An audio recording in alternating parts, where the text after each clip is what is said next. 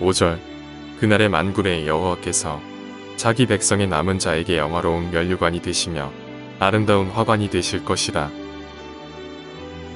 16절 그러므로 주 여호와께서 이같이 이르시되 보라 내가 한 돌을 시온에 두어 기초를 삼았노니 곧 시험한 돌이요 귀하고 견고한 기초돌이라. 그것을 믿는 이는 다급하게 되지 아니하리로다. 오늘 아침 이사야 28장의 말씀 우리 함께 살펴봅니다.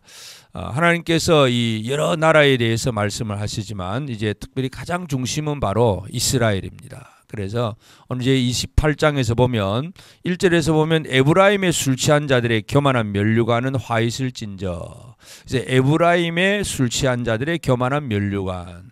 에브라임은 북이스라엘의 중심 지파입니다. 그래서 에브라임 그러면 흔히 나라가 남북으로 나눠졌을 때에 북이스라엘을 의미하는 것을 보게 되는데, 북이스라엘의 술 취한 자들의 교만한 면류관, 이것에 대해서 얘기를 하고, 그 다음에 이제 14절에 보면 이러므로 예루살렘에서 이 백성을 다스리는 너희 오만한 자여 여호와의 말씀을 들을지어다.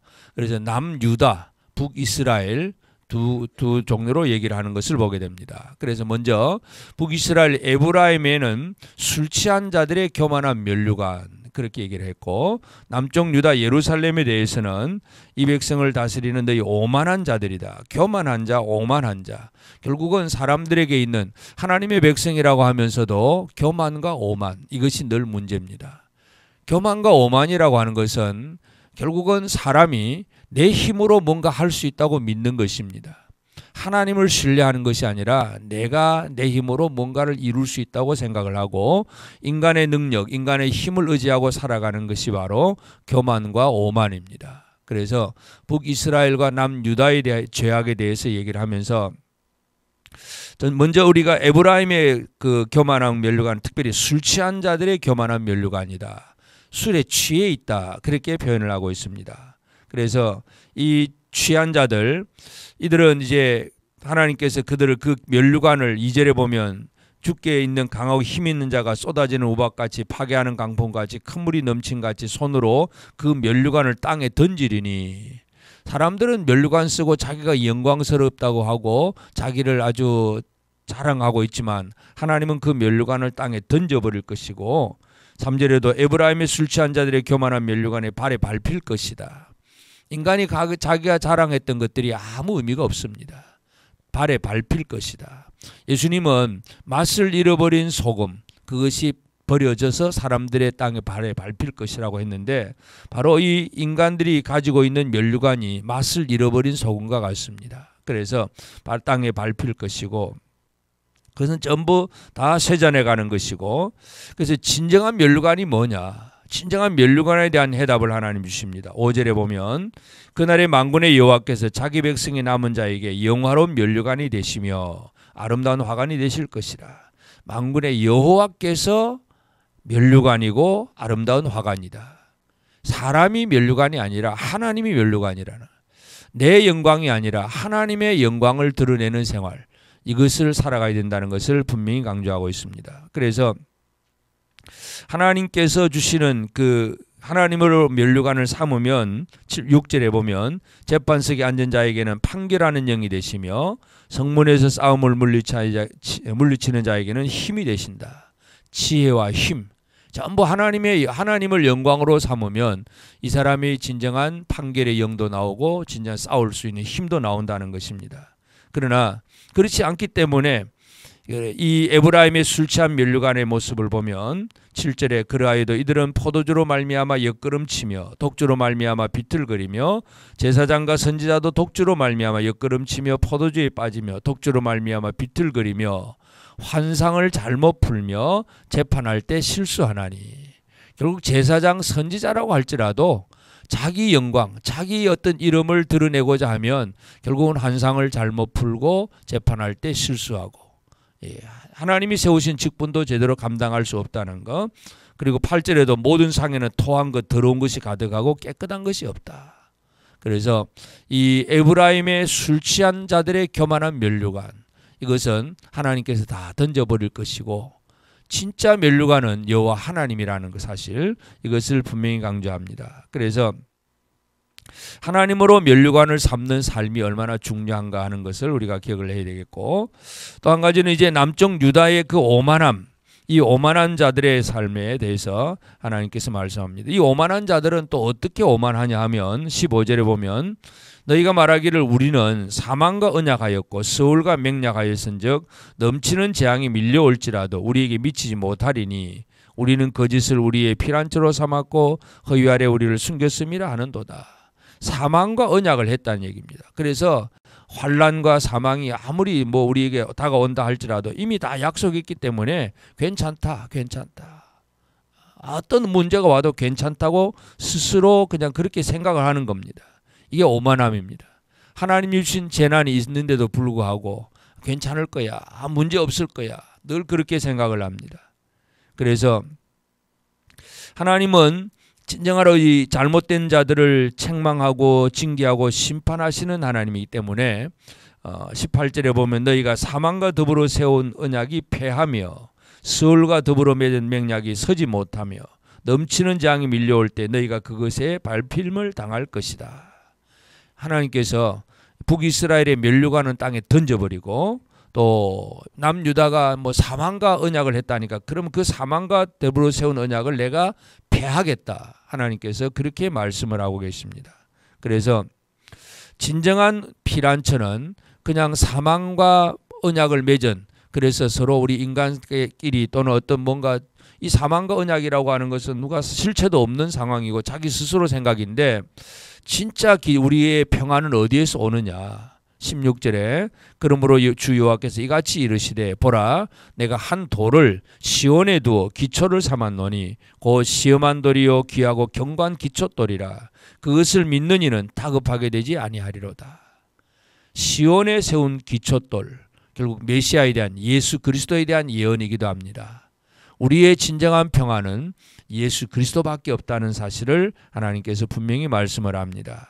그래서 사람들은 그저 자기가 그저 술에 취해서 교만한 사람이 있고 또 사망과 언약했으니까 나는 괜찮을 거야 하고 자기 스스로 자유하면서 그저 거짓에 속아 넘어가는, 자기 스스로를 속이는 그런 사람으로 살아가는 그런 일들이 있습니다. 그래서 북이스라엘이든 남유다든 이들이 다 하나님의 백성이라고 스스로 말을 하면서도 이 교만과 오만의 생활을 살고 있습니다.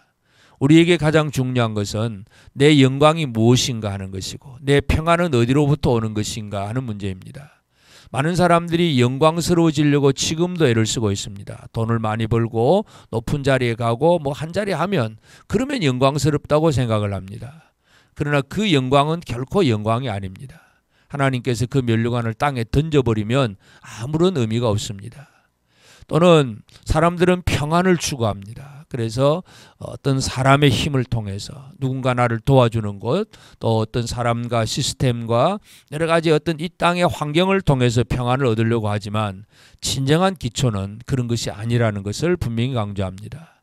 예수 그리스도만이 참된 평안이라는 사실, 이것을 우리에게 분명히 강조하고 있습니다. 그래서 오늘 이 아침 우리가 생각해야 될 부분은, 기도할 제목은 나는 과연 무엇을 나의 영광으로 삼고 사느냐 하는 문제입니다. 내가 뭔가 어떤 자리에 가서 어떤 장이 되어야 영광이냐, 아니면 어떤 위치에 있어서 다른 사람들에게 군림하는 그 위치에 가야 되느냐, 아니면 내가 많이 돈을 많이 모은 것, 또 지식을 공부를 많이 한 것, 이런 것들이 내 영광인가, 자식이 서울대학 가는 것이 영광인가, 우리가 우리의 영광이 무엇인가를 다시 한번 기억해야 됩니다. 우리의 영광은 오직 하나님이십니다. 하나님만으로 내 영광을 삼는 것, 이것이 진정한 참 흐트러지지 않는 그런 생활을 살아갈 수가 있습니다. 그리고 우리의 진정한 피란처는 예수 그리스도밖에 없다는 사실입니다. 아무리 세상에 어떤 좋은 집도 짓고 뭔가 가져도 그것 가지고 우리가 피란처로 삼을 수가 없습니다. 어떤 나라와 평화 언약 조약을 맺고 회담을 하고 그렇다고 평화가 오는 것이 아니고 진정한 평화는 예수 그리스도밖에 없습니다. 그래서 우리 영광과 평안, 이것은 이 두 가지는 모든 사람들이 지금도 추구하고 있는 것이지만, 그러나 진짜 영광과 평안은 사람에게서 오는 것이 아니라 하나님께로부터 온다는 사실, 이것을 기억을 해야 됩니다. 그래서 하나님은 이 모든 일을 이루신다고 하는 사실을 분명히 강조하고 있습니다. 그래서 21절에 보면 대저 여호와께서 브라심산에서와 같이 일어나시며 기브온 골짜기에서와 같이 진노하사 자기의 일을 행하시리니 그의 일이 비상할 것이며 자기의 사역을 이루시리니 그 사역이 기이할 것입니다. 하나님께서 이 모든 일을 이루십니다. 일하시는 하나님이십니다. 그래서 하나님의 일하심에 대해서 우리가 좀 더 관심을 기울이고 그 하나님의 일하심 속에서 우리가 할 일이 무엇인가를 기억을 해야 됩니다.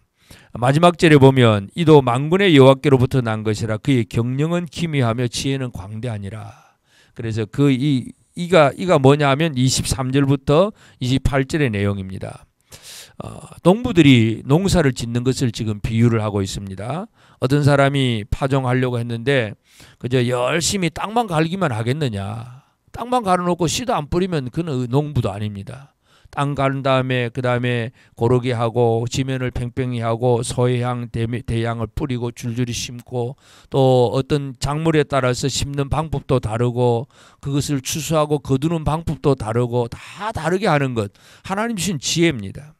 그래서 이 하나님께서 주신 지혜 26절에 이는 그의 하나님이 그에게 적당한 방법을 보이사 가르치셨음이며 하나님은 사람에게 적당한 방법을 보이고 가르쳐 주셨습니다. 지혜를 주셨습니다. 이 지혜로 열심히 일을 해나가는 것 이것이 중요하지 내가 이렇게 했다고 해서 이것이 내 영광이 되고 이것 때문에 내가 평안해진다 이런 착각 속에 살아서는 안 됩니다. 오늘 이 아침 우리 함께 기도하면서 나의 영광은 오직 하나님께 있고 나의 평안도 예수 그리스도에게 있다는 것 그래서 하나님이 주신 적당한 방법, 지혜를 가지고 열심히 하나님의 일을 해나가는 것만이 우리가 할 일임을 다시 한번 기억하면서 오늘 이 하루도 특별히 우리 하나님 앞에 예배하면서 또 하나님을 섬기면서 복된 주의 날 하나님께 영광을 돌리고 예수 그리스도만을 의지하고 나아가는 믿음의 생활로서 우리에게 맡겨진 사명을 적당한 방법, 지혜의 방법으로 잘 감당해 나가는 저와 여러분 모두가 되어지기를 주의 이름으로 축복합니다. 기도하겠습니다. 이제 오늘 받은 말씀으로 함께 기도하겠습니다. 부귀와 명예와 권력같이 땅에 있는 것이 나의 영광이 아니라 오직 하나님만 나의 영광이며 면류관이 됨을 알고 하나님의 의만 나타내는 삶이 되게 하옵소서. 귀하고 견고한 기초돌이 되신 예수 그리스도를 참 피난처로 삼고 그 안에서 평안을 누리게 하시고 그 지혜로 하나님의 일을 하게 하옵소서. 함께 기도하겠습니다.